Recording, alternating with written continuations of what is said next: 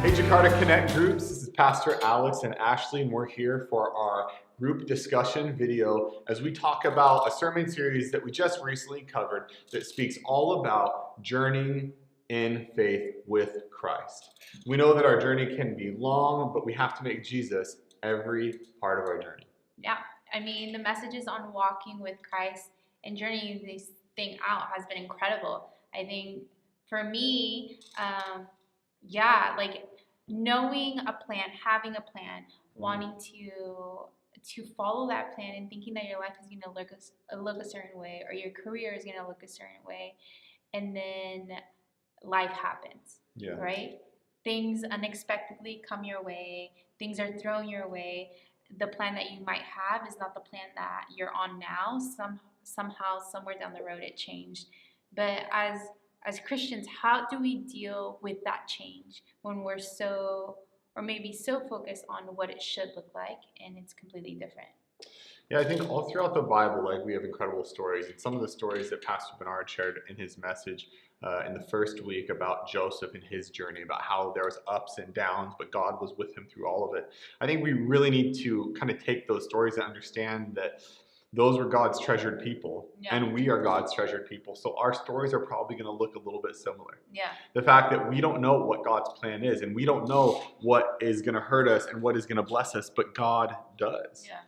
And when we surrender that desire or that ability even to say, this is what's good for me, this is what's bad for me. And instead we say, Jesus, you know what's good for me. You know what's bad for me, so I'm going to trust you in every season. I think something changes inside of us. Yeah. So like a complete act of like surrender, of like, I don't know what's gonna happen, but I trust that you do.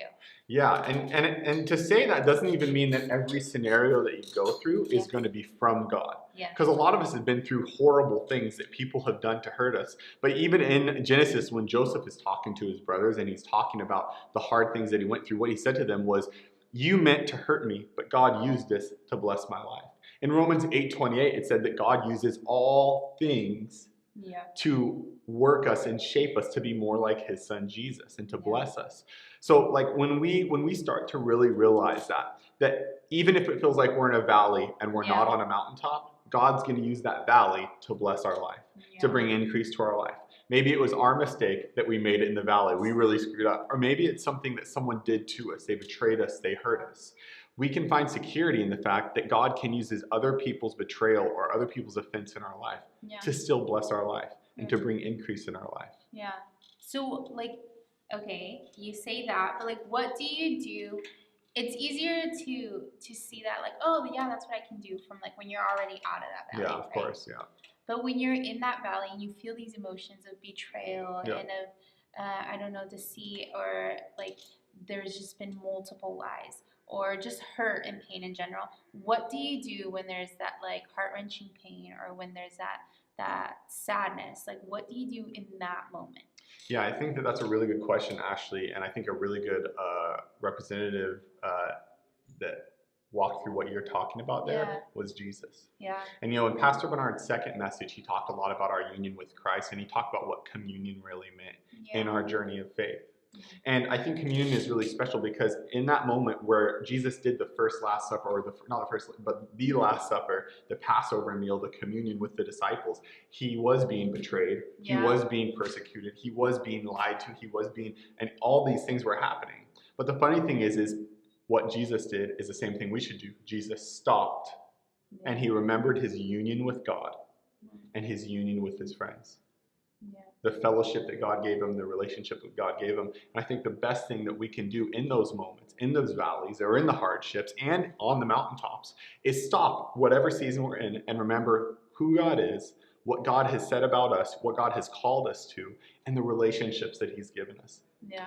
That stopping and that breaking bread with one another, either whether it's metaphorically or you're really actually eating with one another, can be incredibly encouraging, where you can discuss and share and remind ourselves of God's truth for our lives. And we can go to God and be reminded of God's truth and what he says about us, not just how we feel, not just what we're going through. Because there's going to be detours, there's going to be crazy delays, there's going to be things that take a lot longer than we think they're supposed to take. But the important thing is that we stop when we're disenfranchised and we stop when we're disappointed in the journey and we say, Jesus, I know you're with me. Mhm. I know you're working. I know what you've called me to, and I'm going to meditate on those things. And Wow. that's really the picture that we have in the Last Supper, in communion. Mhm. You know, so my hope for the groups is that as we all meet across Jakarta this week is that we can really actually talk about what that looks like in our journey of faith. What does it mean when there are delays? What does it mean when there are detours? How should we respond to that? Yeah.